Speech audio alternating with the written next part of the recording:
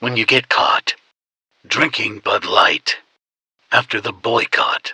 Oh, you gay then, you like wiener. Hi guys, welcome back to the channel. So yet another Bud Light update. Anheuser Busch's stock has been downgraded by HSBC analysts over Bud Light crisis. It just goes from worse to worse for Bud Light. So let's take a look at this story. The stock of Bud Light parent company Anheuser Busch has been downgraded by analysts at HSBC, who say the brand is in the midst of a crisis following the outcry over its ties to transgender social media influencer Dylan Mulvaney. Carlos Leboy, a managing director at HSBC's global beverage sector, downgraded the stock of Anheuser Busch InBev to a hold status, meaning that investors should neither buy or sell shares of the company. So now we're at the point where this company is going to see irreparable damage from this, because once the shareholders turn their back on the company, there's usually no coming back from that. So yeah, it's not looking good. Leboy said that the backlash to the Mulvaney branding partnership is a sign that there are deeper problems than ABI admits, according to a note that was first reported by CNBC. Is ABI's leadership getting the brand culture transformation right? It's mixed, Leboy wrote in a note that was published on Wednesday. Now, clearly they're not getting it right. I mean, they're an anti-gay beer now because gay bars are boycotting them. And they're a woke progressive brand that offended conservatives. So obviously they're not getting the branding right. They don't stand for anything now. At Ambev, we think the answer is yes. In the US, we think. The way the Bud Light crisis came about a month ago, the management's response to it, and the loss of unprecedented volume and brand relevance raises many questions. Bud Light are yet to post on their social media since the last time they posted, where they had a huge backlash. So obviously things are not going well. They can't even post on social media. Why did its US leadership underestimate the risk of pushback given the recent experience of other firms? Leboy wrote. Is AB hiring the best people to grow the brands and gauge risk? Well, the VP of marketing they hired clearly probably wasn't a good move. If Budweiser and Bud Light are iconic American ideas that have long brought consumers together, why did these marketers fail to invite new consumers without alienating the core base of the firm's largest brand? Leboy asked. Now, it wasn't just Bud Light. There are so many other brands that have sponsored Dylan. So I think it's just a matter of, as Matt Walsh said, people just picked one. And this is a beer. So beer appeals to, it's mainly men, yes, but really, it's a brand that can appeal to anybody who's old enough to drink. So whereas, sponsoring Maybelline is just going to be predominantly female consumers who, boycott that. Or sponsoring Native deodorant, again, more than likely female consumers. So this is a brand where they alienated, men as well, where their core customer base are men. And then you're bringing out a biological male dressed up as a woman talking about, days of girlhood and being rewarded for that with their face on the can.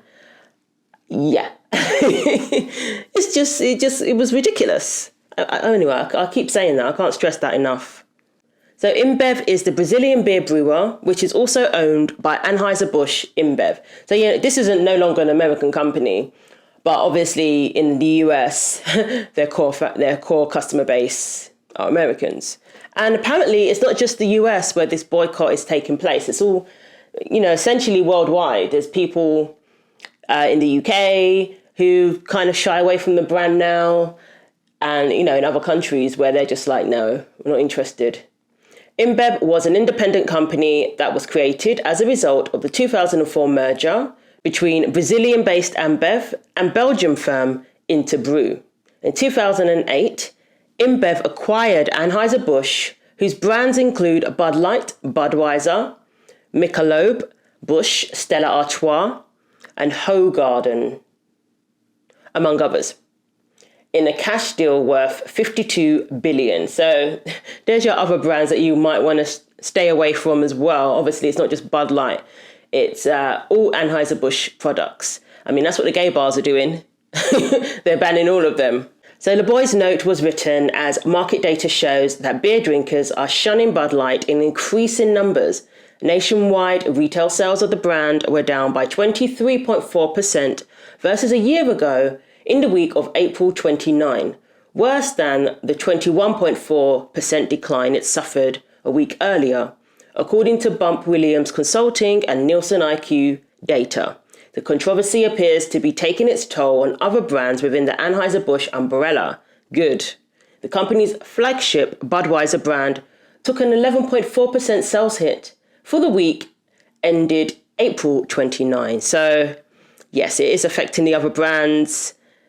So sales of Bud Light's Michelob Ultra brand, the third biggest selling in the US behind number 1 Bud Light and number 2 Modelo Especial, were down 4.4% according to Bump Williams data.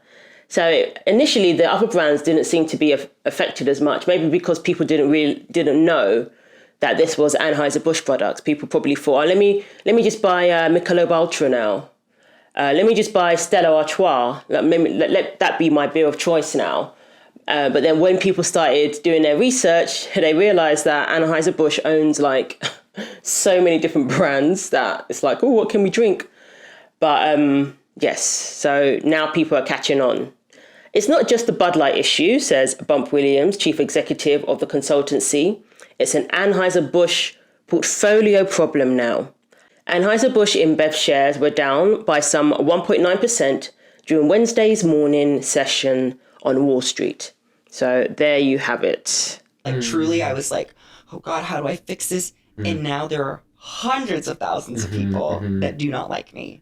And I still sometimes can't sleep. But it, in a weird way, has been a blessing to sort of break that people-pleasing mentality because I can't. There's no way that I can win those people over. And I actually, if you'll go back to some of my earlier videos, like I was like pleading with these people. And meanwhile, Dylan Mulvaney was on a podcast that I'm actually going to speak about in another video.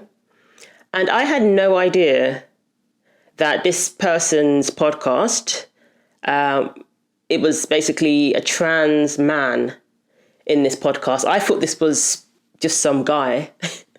Turns out this is a biological female who runs this podcast. So I was, using all sorts of pronouns in my Leah Thomas video, but I had no idea this was actually biological female. So, transgender influencer Dylan Mulvaney admitted on a recent podcast episode that the relentless backlash over the Bud Light partnership has kept Dylan up at night. The TikTok star told fellow transgender activist Schuyler Bailar that the intense weeks-long uproar over the paid sponsorship with the beer company has gotten under Dylan's skin, but that the fiasco may have been a blessing in disguise. So Dylan was a people pleaser previously, and now, he's not there to basically be liked by everybody because you can't be liked by everybody. So apparently it's a blessing in disguise. Now there are hundreds of thousands of people that do not like me, and I still sometimes can't sleep. But it, in a weird way, has been a blessing to sort of break that people-pleasing mentality, Dylan said on a Monday episode of Bailar's Dear Schuyler podcast. Because I can't. There's no way that I can win those people over. Yeah, you're not going to win women over by caricaturing them. That's not going to win women over, for the most part. Mulvaney, who was trying to remain poised in the face of overwhelming criticism and transphobia, said that the social media pages have transformed into a cultural war since announcing the partnership with Bud Light last month. And Bud Light's social media pages are basically a ghost town. They made that one post a month after everything, after the backlash, and they were bombarded with, tweets that we can't repeat on YouTube. and they haven't uploaded since. So the fallout has led to nationwide boycotts and caused Bud Light sales to plummet week after week, with the carnage spilling into parent company Anheuser Busch's other brands like Budweiser and Michelob Ultra. Dylan also appeared to throw shade at Bud Light, saying that perhaps it's best to be more selective with the brands you partner with. I'm still navigating, because what happens when you do get a platform, or when when it happens fast, all these opportunities get thrown at you. Mm-hmm. And I'm now trying to be a little bit more diligent in what I'm accepting, and not wanting a biological male to be rewarded for a year of girlhood, when they could have put a biological female on their can, when they could have celebrated women instead of a man who caricatures women. As a woman, I don't appreciate it. Person could do what they want, but when it's pushed down the throats of people who just want to drink beer, there's going to be a lot of conversation surrounding it. And this is where we're at now. And lastly, in other Anheuser Busch news, there was a suspected Bud Light hate crime in Canada recently. So apparently the perpetrators thought that these people were buying Bud Light. Turns out it wasn't Bud Light. So they suspected that they were buying Bud Light and attacked them for it. And there were some slurs, homophobic slurs, said at the time. So that's why they believe it's a hate crime. Side of the LCBO at Major Mac and Jane. It's quite a busy location. And according to York Regional Police, there was a pair that was exiting the store over the weekend, and they appeared to be targeted for the type of liquor they were purchasing, Bud Light, when in reality, they actually didn't buy this type of beer. But the suspect, thinking that they did, he approached them. He started shouting anti-gay slurs. The woman that was with the man, she got involved. She tried to break up this altercation. That's when she got assaulted. Now, two other suspects came over. They ended up pushing this man to the ground. All of this, Alan, happening around 8:30 p.m. on Saturday. The 27-year-old woman, she was taken to the hospital to be treated for her injuries. She has since been released. The 26-year-old man with her received only minor injuries. Now, police say a bystander was able to stop the altercation, and that's when three suspects, including this man, who police believe was the primary suspect, fled the scene in a black Nissan SUV. The license plate is CLHL 733. Officers say that the suspect thought the pair had bought Bud Light when, again, in reality, they did not.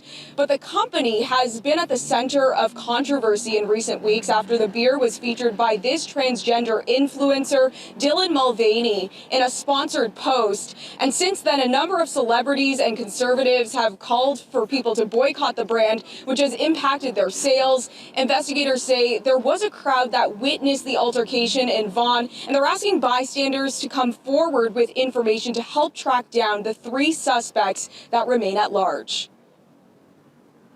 We would like to encourage anyone who hasn't yet spoken to police to contact us. We are looking to speak with witnesses. We are having our investigators look for video in the area to review video, and we're going to look at everything, because the nature of this assault, or the assaults, is concerning because of the anti-gay slurs that were uttered at the time. So we are investigating this as a possible hate-motivated crime. So again, this story, possible hate-motivated assaults outside of a Vaughan liquor store last weekend were likely initiated over suspected Bud Light purchase. There seems to be a lot of speculation. So, this story sounds sketchy to me. York Regional Police issued a news release about the incident, which happened around 8 p.m. Saturday. A man and a woman were allegedly accosted by several males outside of the store located in the Jane Street and Major Mackenzie Drive West area. One of the suspects commented on the male victim's choice of alcohol and uttered anti-homosexual derogatory slurs as he approached the victim, police said in a news release. A police spokesperson told Global News that the suspect commented on what they thought was a Bud Light purchase, but it wasn't. He actually didn't have Bud Light, the spokesperson said. later noting the recent controversy surrounding the beer brand. So why didn't he just say, oh, this isn't Bud Light? And you would think that would have been the end of it. So if this is how it turned out, it's obviously some crazy person who, targeted this couple, a person who was just ranting and raving, including suspected homophobic slurs, and, attacked this couple. But they're attributing it to a suspected Bud Light purchase. So let me know what you think. Share your thoughts below. Thanks for watching, and I'll see you in the next video.